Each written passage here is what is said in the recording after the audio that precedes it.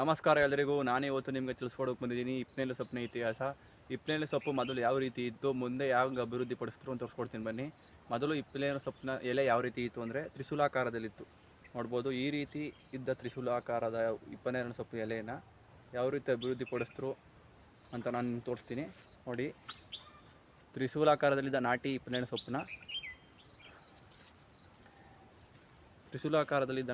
ಸೊಪ್ಪನ್ನ ಈ ರೀತಿಯಾಗಿ ಅಭಿವೃದ್ಧಿಪಡಿಸಿದ್ದಾರೆ. ಏಕೆಂದರೆ ಹೆಚ್ಚು ಇಳುವರಿ ಬಂದು ಸೊಪ್ಪನ್ನ ರೇಷ್ಮೆ ಹುಳಲ್ಲಿ ಬೆಳೀಲಿ ಅಂತ ಈ ರೀತಿ ಅಭಿವೃದ್ಧಿಪಡಿಸಿದ್ದಾರೆ.